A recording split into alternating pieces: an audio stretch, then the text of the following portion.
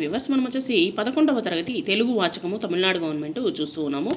అనువాద సాహిత్యము గద్య భాగంలోనిది. ఈ క్రింది వానికి విడదీసి సంధి పేర్లను రాసి సూత్రం అనేటువంటి రాయండి. స్వాతంత్రోద్యమము స్వతంత్ర ప్లస్ ఉద్యమము గుణసంధి. భావోద్దీవనము భావ ప్లస్ ఉద్దీవనము గుణసంధి. గుణసంధి అనేటువంటిది అకారమునకు ఈ రూలు పరమగునప్పుడు క్రమముగా AOR అనేటువంటిది ఏకాదశమగును. ఇక్కడ వచ్చేసి త్రాలో వచ్చేసి త్రా కావచ్చు, లేదా వచ్చేసి వా అనేటువంటి దాంట్లో వచ్చేసి ఇక్కడ పక్కన వచ్చేసి ఊ ఈ అనేటువంటి శబ్దాలు కానీ పక్కన ఉన్నటువంటి ప్లస్ తర్వాత ఉన్నటువంటి వాటిల్లో వచ్చేసి పరమగునప్పుడు క్రమముగా అది ఏంగా మారుతుంది అంటే AOR అనేటువంటి శబ్దాలుగా మారుతుంది. దాన్ని గుణసంధి అని అంటాము. తర్వాత వచ్చేసి సమైక్యత సమ ప్లస్ ఐక్యత వృద్ధి సంధి. అకారమునకు ఐలు పరమగునప్పుడు ఐకారమును ఔలు పరమగునప్పుడు ఔకారము అనేటువంటిది వస్తుంది. ఇప్పుడు చూడండి సమైక్యత అని ఇచ్చున్నారు. ఇక్కడ ఐ అనేటువంటి శబ్దం వచ్చింది చూడండి. ప్లస్ తర్వాత వచ్చేసి ఐ అనేటువంటి శబ్దాలు కానీ ఆ ప్రదేశం కానీ ఆ యొక్క ప్లస్ తర్వాత వచ్చేటువంటి దాంట్లో కానీ ఉన్నట్లయితే అది క్రమముగా వచ్చేసి ఐకారముగా మారుతుంది. అదే ఔలు కానీ పరమగునప్పుడు ఔకారముగా మారుతుంది. ప్రత్యేకత ప్రతి ప్లస్ ఏకత యణాదేశ సంధి. యణాదేశ సంధి యొక్క ఈ ఊరులకు అసవర్ణములైనటువంటి అచ్చులు పరమగునప్పుడు క్రమముగా యా వా రాలు ఆదేశమగును. ఈ ఊరు అనేటువంటి అక్షరాలు కానీ వచ్చినట్లయితే ఇక్కడ చూడండి అది క్రమముగా యా వా రా అనేటువంటిదిగా మారిపోతుంది. ఈ క్రింది వానికి విగ్రహ వాక్యాలను రాసి సమాసములను పేర్లను రాయండి. అందచందాలు అందమును మరియు చందమును ద్వంద్వ సమాసము. బృహత్తర ప్రయత్నము బృహత్తరమైనటువంటి ప్రయత్నము విశేషణ పూర్వపద కర్మధారయ సమాసము. ప్రముఖ స్థానము ప్రముఖమైన స్థానము విశేషణ పూర్వపద కర్మధారయ సమాసము. భాషా సంస్కృతులు భాషయును మరియు సంస్కృతిను ద్వంద్వ సమాసము. అనువాద అవసరాన్ని తెలియచేయండి. మనము ఇతర భాషల నుండి విషయాలను ఒక భాషలోకి అనువాదం చేసుకోవడము చాలా అవసరము. దీనికి ప్రధాన కారణాలు విజ్ఞాన నాగరికతలు అవగాహన. ఇతర భాషల్లో ఉన్నటువంటి విజ్ఞానాన్ని నాగరికతను మనము ఇక్కడ వచ్చేసి నవ్యతను మరియు అందలి ఇంపు సొంపులను మనము కూడా అర్థం చేసుకోవడానికి అనువాదం అనేటువంటిది చాలా అవసరము. భాషా సంపద పెంపు ఇతర భాషల సాహిత్య రీతుల వల్ల మన సాహిత్య రీతులు వచ్చేసి మరింతగా అలంకరించుకోవడానికో లేదా కొత్త పోకడలను నేర్చుకోవడానికి ఇవి దోహదపడతాయి. సరికొత్త సొగసులు మన సొంత సాహిత్య సృష్టికి సరికొత్త సొగసులను సంతరింప చేయడానికి అనువాద ప్రక్రియ అనేటువంటి ఒక చక్కని మార్గముగా ఉపయోగపడుతుంది. తెలుగు అనువాదము ఏ భాషలకు విస్తరించింది. తెలుగు అనువాద సాహిత్యము కేవలము కొన్ని భాషలకే పరిమితం కాకుండా అనేక దేశీయ విదేశీయ భాషలకు విస్తరించింది. దేశీయ భాషలు అనేటువంటిది భారతీయ భాషలు సంస్కృతము ఆంగ్లము హిందీ బెంగాలీ తమిళము తర్వాత విదేశీ భాషలు ఫ్రెంచ్ రష్యన్ భాషల్లో అనువదించడం జరిగింది. ఆంధ్ర మహాభారతంలో ప్రారంభమైనటువంటి తెలుగు అనువాద ప్రక్రియ ఈ విధముగా దేశ విదేశ భాషల్లో సాహిత్యాన్ని తెలుగులోకి తెస్తూ ఒక అనంత ప్రపంచముగా సాగుతుంది. స్వాతంత్రోద్యమ కాలం తరువాత అనువాద విధానము ఎలా ఉన్నదో తెలపండి. స్వాతంత్రోద్యమం కాలం తర్వాత హిందీకి ప్రముఖ స్థానం అనేటువంటిది వచ్చింది.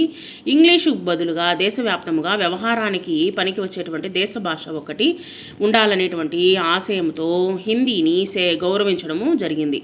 అయితే తెలుగులో పెద్ద పరిచయం లేనివారు సైతము హిందీని అభ్యసించడం మొదలుపెట్టారు. అందులో కొంతమంది పండితులైనారు. దాని ఎడల వ్యామోహం అనేటువంటి క్రమముగా పెరిగింది. తర్వాత వచ్చేసి ద్రావిడ భాష అయినప్పటికీ తెలుగు ఏ నుడికారాన్ని సంతరించుకున్నది. ద్రావిడ భాష అయినప్పటికీ తెలుగు సంస్కృత నుడికారాన్ని సంతరించుకున్నది. తెలుగు భాష ఔన్నత్యానికి పాశ్చాత్యులు చేసినటువంటి కృషిని విశదీకరించండి.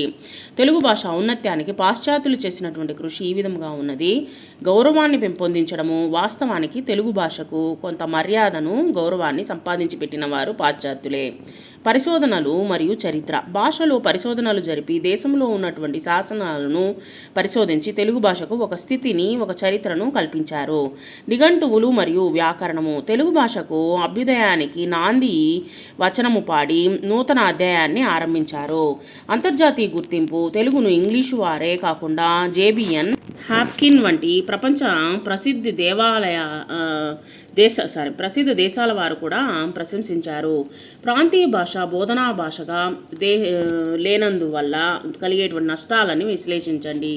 ప్రాంతీయ భాష మాతృభాష బోధనా భాషగా లేనందువల్ల విద్యార్థులకు మరియు సమాజానికి కలిగేటువంటి ముఖ్యమైనటువంటి నష్టాలు: సహజమైనటువంటి అవగాహన లోపించడము, విద్యార్థులు కొత్త విషయాలను సులభంగా అర్థం చేసుకోలేరు, కృత్రిమ చదువు, భావాన్ని గ్రహించకుండా కేవలము పదాలను కంఠస్థం చేసేటువంటి పరిస్థితి ఏర్పడుతుంది, సృజనాత్మక దెబ్బ తినడము, సొంతంగా ఆలోచించే శక్తి మరియు కొత్త విషయాలను సృష్టించేటువంటి నైపుణ్యం తగ్గుతుంది, ఆత్మవిశ్వాసం తగ్గడము, అపరిచిత భాషల్లో సమాధానాలు చెప్పలేక విద్యార్థుల్లో వెనుకబాటుతనము, భయం అనేటువంటి పెరుగుతాయి. భాషా సంస్కృతులకు దూరం కావడము, సొంత భాషలోని సాహిత్యము, సాంప్రదాయాలు మరియు నైతిక విలువలను తర్వాతి తరాలు కోల్పోతాయి. జ్ఞాన ప్రసారంలో అడ్డంకులు: ఇంట్లో మాట్లాడే భాషకు పాఠశాలలో వాడేటువంటి భాషకు సంబంధం లేకపోవడం వల్లే నేర్చుకునేటువంటి ప్రక్రియ మందగిస్తుంది. ప్రాంతీయ భాషల యొక్క అనువాద ఆవశ్యకతను వివరించండి. ప్రాంతీయ భాషలో అనువాద మరియు సాహిత్య సృష్టి యొక్క ఆవశ్యకతను ఈ క్రింది విధంగా వివరించవచ్చు.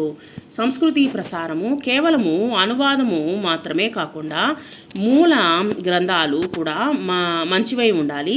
అవి సృజనాత్మకంగా భావోద్వేగంగా ఉన్నప్పుడే సంస్కృతిని సరిగ్గా ప్రసారం అవుతుంది. భాషపై గౌరవము: నాణ్యత లేని అనువాదం వల్ల పాఠకులకు తెలుగు భాషపై చులకన భావము ఏర్పడేటువంటి ప్రభావం ఉన్నది. కాబట్టి రచనలో శక్తిని బట్టి మాత్రమే అనువాదానికి ఎంపిక జరగాలి. కొత్త చైతన్యము: తెలుగు ప్రజల్లో కొత్త తేజస్సును ప్రజ్వలింప చేయడానికి ప్రతి భావోత్పత్తులతో కూడినటువంటి స్వతంత్ర మరియు సృజనాత్మకమైనటువంటి సాహిత్య సృష్టి జరగడము చాలా అవసరము. శాస్త్రీయ సాంకేతిక విజ్ఞానము: ఎలాంటి సాంకేతిక విజ్ఞానాన్ని అయినా శాస్త్రాన్నైనా తెలుగు భాషలో కష్టపడకుండా సులభముగా వివరించేటువంటి పదకోశాలను మనము నిర్మించుకోవాలి. అనుసంధాన భాషగా మాతృభాష: రాష్ట్రాల మధ్య సంబంధాల పెంపొందించడానికి కేంద్ర ప్రభుత్వంతో అనుసంధాన భాష అవసరమైనప్పటికీ అనుసంధాన భాష ప్రాంతీయ మాతృభాషను ఇక్కడ వచ్చేసి అణిచివేయకూడదు. సమతుల్య అభివృద్ధి: ఉన్నత శాస్త్రీయ సాంకేతిక విద్యలలో బోధనా రచన అధ్యయనము దేశమంతటా అందరికీ ఒకే పదజాలములో జరగడం వల్ల శాస్త్రీయ సాంకేతిక విజ్ఞానం సమతుల్యంగా అభివృద్ధి చెందుతుంది.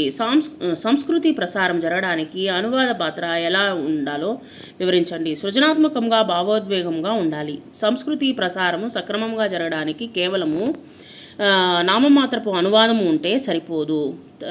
మూల గ్రంథము మంచిదై ఉండడంతో పాటు అనువాద రచన అనేటువంటిది కూడా అత్యంత సృజనాత్మకంగా భావోద్వేగంగా జరగాలి. భాషపై గౌరవాన్ని పెంచేలా ఉండాలి.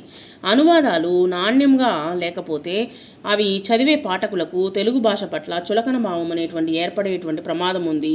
కాబట్టి భాషా గౌరవాన్ని కాపాడే అనువాదాలు ఉండాలి. రచనలోని శక్తిని బట్టి ఎంపిక జరగాలి. కేవలము ఒక ప్రముఖ రచయిత రాశారు కదా అని ప్రతి దానిని తర్జుమా చేయకూడదు. ఆ రచనలో ఉన్నటువంటి అంతర్గత శక్తిని, సమాజానికి అది చేసేటువంటి మేలును బట్టి మాత్రమే అనువాదానికి ఎంపిక చేయాలి. కొత్త తేజస్సును నింపాలి. అనువాదము కేవలం ఒక భాష నుండి మరో భాషలోకి మార్చడం పరిమితం కాకూడదు. అది చదివినటువంటి తెలుగు ప్రజల్లో కొత్త తేజస్సును ప్రజ్వరింపచేసేలాగా ప్రతిభా వ్యుత్పత్తులతో కూడినదిగా ఉండాలి.